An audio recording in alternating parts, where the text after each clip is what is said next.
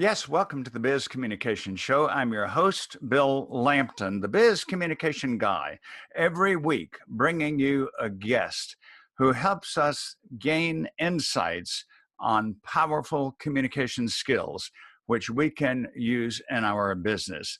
Today, I'm delighted to host someone that I met several years ago when we were both hosting our own programs, radio programs, at WBCX-FM Brunel University, Paul Leslie.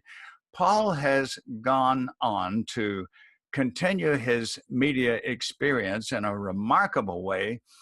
He has interviewed many hundreds of people.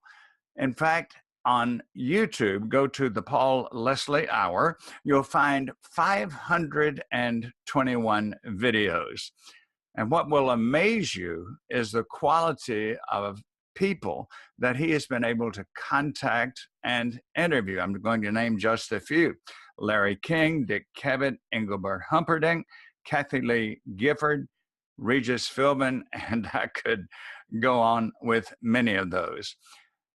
Paul has been in love with the media a long time. He started out with 6 years in radio, part of which I just mentioned, and he's hosted the Paul Leslie Hour for 8 years. It is a pleasure to welcome now to the Biz Communication Show, Paul Leslie. Hi there, Paul. Hello, sir. It's a great honor to be speaking with you. Well, I appreciate that very much. You and I have so many common interests. Apparently, both of us had really an early and a continuing interest in the media. What really strikes me, and I'm sure strikes our listeners, Paul, is this. You have interviewed so many people who most of us would consider out of reach. We just think nobody could get through to those people, and yet you've done that. Tell us, please, without giving away any trade secrets, I guess, what has been your system that has worked so well for contacting these really household names and interviewing them for half an hour or more sometime? I would say that the biggest secret is just persistence. You write a letter to one place, you don't hear anything, you try another place. You have to have this attitude of, well, why not me? And you just keep at it. And then don't be afraid to do something non-traditional. Don't be like everybody else and send an email. Maybe that is how you get in touch with them, but maybe you send them a letter. I got in contact with Willie Nelson by sending him a giant-sized postcard. It was an 8.5 by 11 size postcard. So you have to dare to be different, stick with it, and persistence. That's the key. You just got to keep at it. You remind me of an incident I heard about several years ago. Jeffrey Gitomer is a very famous sales trainer. And Jeffrey told about one of his associates, one of his clients, I think, who wanted to see a top executive. He'd never been able to get an appointment. And finally, one day, he had delivered to the executive's office a coconut. And on the coconut was written this message: "You're a hard nut to crack." And he got the appointment that way. I would guess that the onset of the internet has, and the development of the internet has been very helpful for you in getting the information you need to get to these people. Absolutely. And that's a part of it too. You have to be a digger. You know, maybe somebody is an individual who they like their privacy, but maybe you find out something like, for example, they just bought a new house and you see that in the newspaper and there's their address and you send a letter and you're genuine. So yes, the internet, making use of search engines, knowing how to navigate the internet is definitely a part of it.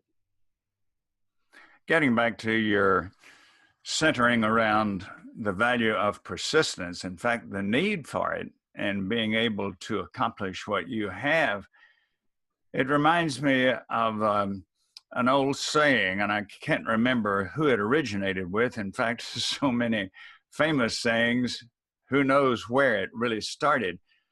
But this one says that many people who fail don't realize how close they were to succeeding when they failed, but they just didn't have the persistence to keep going.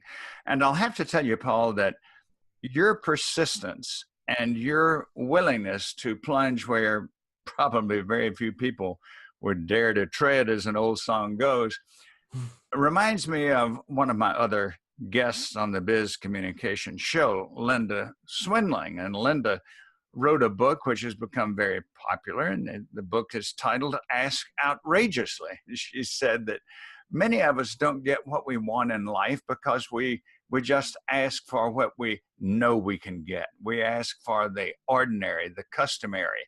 The people who really get somewhere dare to ask the big questions that nobody else would ask. That's your case, isn't it? Absolutely. And I like that, what you were just mentioning, that anecdote there. I think a lot of people, a big part of this is they have a fear of rejection. And I remember reading in a book one time, I forget what the author's name was, but he was saying, try to get rejected today. And I think that's really good advice. I mean, it could be whether you're trying to get a job, it could be if you're trying to get a date, if you're trying to get an interview with somebody like I might be trying to do. Sometimes you find you pick up the phone and you have this idea, okay, this is a very powerful publicist. This is a very powerful agent. They're going to say no. And I have that voice inside sometimes too. But then there have been times where they're stern for a few seconds. And then I don't know what happens, but all of a sudden they are laughing maybe at something that you said.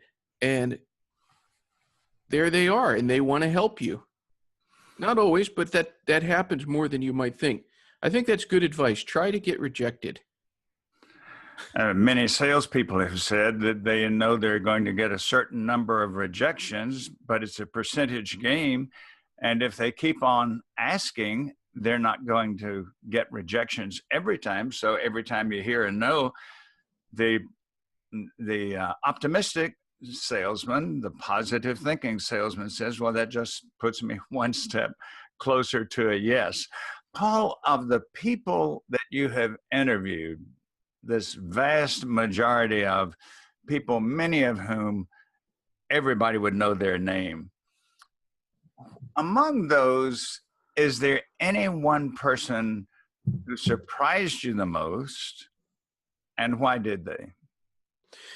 I would say the one that surprised me the most would be the late Frank Sinatra Jr.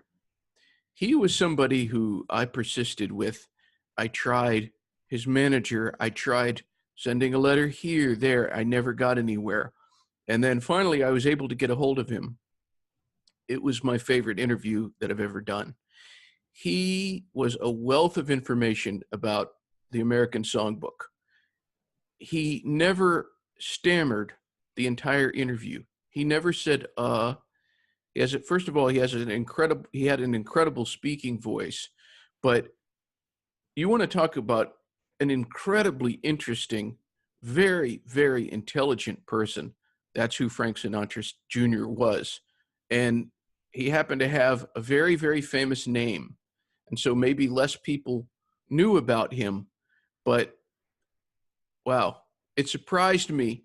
I had watched a few interviews with him, but usually the interviewer was asking about his dad, and some of the interviews I watched with him, he wasn't treated so kindly. But if you really gave him a chance to speak, you had a lot to learn from him.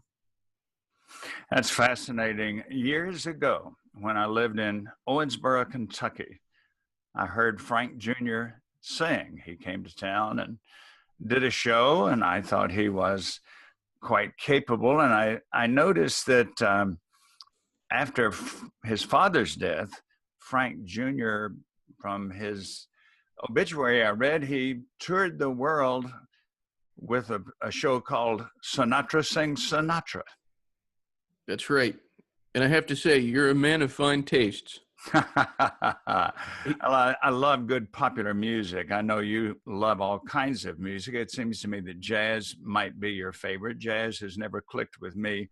But as you know, when I found out you had interviewed Engelbert, that was one of the first interviews of yours that I went to YouTube and listened to. I heard Engelbert in concert when he first hit the big time. I was teaching at University of Georgia. He performed in Atlanta. Release Me had just started selling 80,000 copies a day, as he tells later on. And he went from unknown Jerry Dorsey to world famous Engelbert Humperdinck. And many times on a Friday or Saturday night, when my wife is downstairs doing her nightly reading, I will put on my headset, as you've got on now, and I will listen to many of Engelbert's songs. I love the great ballad singers of all time. Now, okay, Frank Sinatra Jr., who would be two or three others that stood out for you as stellar people and wonderful interviewees? I think you told me that about Regis Philbin. Regis Philbin, very, very nice guy, as anybody would get from hearing that interview. An icon, spent more time in front of a television camera than anybody on earth. And there he was on the phone with me. But other than that, a lot of people go to this one, and I do too. The interview with Gene Wilder. You said stellar people. He was an extremely nice man. He was exactly like you would imagine that he was. So I would definitely have to say him. Who else? You know, there's a lot of well-known people that I have interviewed, but something that I always like to mention is some of the most fascinating, the most interesting people, the people I was the most delighted to host, weren't necessarily the most famous. I got a big thrill out of talking to Alan Coulter, who, when Letterman was on late night television, he was the announcer. And he's always been one that I think of that, you know, it made me smile hearing his voice come through my headphones. Was he one who was not visible? You just heard him as the announcer? You usually heard him at the beginning, just heard him, but he is a tall man with red hair. He would frequently appear in different comedic sides that they would do. So you saw him sometimes. Tell me what you have in mind for the Paul Leslie Hour. You've got this great following on YouTube. You've got, it seems to me you must be doing 2 to 3 interviews a week. Do you have any grander scale in mind, such as taking the show to syndicated radio or television, getting sponsors? Any goals along those lines, or are you very happy with where it is right now because you enjoy it so much? I enjoy it so much. I'm very happy with the chance to talk to so many people. I almost look at it like it's a calling. It's almost like a family to me. You know, I have people who listen to the podcast who they've told me that they've listened to every single episode. And so I can't complain. You know, sometimes I've thought, oh gosh, what would it be like if I had the incredible reach of some people? But sometimes when you have a really big room, it can be hard to hear, you know. So I'm happy that people feel that there's an intimacy. You know, some of the people I've interviewed, they've become friends. So I could not complain at all. I love having this. That's quite remarkable. A closing question. in all of these interviews and in all of the work that you did arranging them, tell us one or two things that you've learned about communication skills. Well, the first thing is the obvious, or maybe it's not obvious to everybody, the importance of just being quiet and listening. There are many, many times I ask a question, and in their answer, I catch something. There's a little hint of something that maybe provokes the next question. I would say, you mentioned a couple times, I think when we were having coffee or whatever, that you listened to the Larry King interview, and something that he said to me was, I never learned anything when I was talking. And so I think that listening is very, very important. And then I'll tell you another thing, and this might seem a little bit pessimistic maybe, or negative, I'm not sure, but it's really true. People, and I'll add that this information can help people. People are more interested in talking than in listening. There have been times where I've tried to explain to a guest a little anecdote that I think maybe would help a question along, or maybe help us form another thought or idea. And either if they're in person or it's over the phone, I can sense their attention straying. And people are very interested in themselves, and knowing that information can be helpful, I think. That's a topic that comes up in almost every interview that I host, and that is the importance and the power of listening skills. I've often said, Paul, that listening is one of our most powerful communication tools, and yet, unfortunately, it's one of the least used. Paul, I know that many people would like to get in touch with you after hearing this interview, so please give us your contact information. Absolutely. Everything is at www.thepaulleslie.com. You can subscribe to the podcast however you pick up your podcasts. You can get to the YouTube channel. You can contact me. Everything is there, thepaulleslie.com. I guarantee our listeners, whether you're watching our program on video or you're listening to the Biz Communication Show on podcast, you will have many enjoyable and informative and interesting hours of listening when you subscribe to his podcast, when you go to YouTube and follow him there on the Paul Leslie Hour. Wonderful information. And now, since Paul has given his contact information, I'm happy to share mine. Bill Lampton, the Biz Communication Guy. So logically, my website is B-I-Z, bizcommunicationguy.com. Invite you to go there.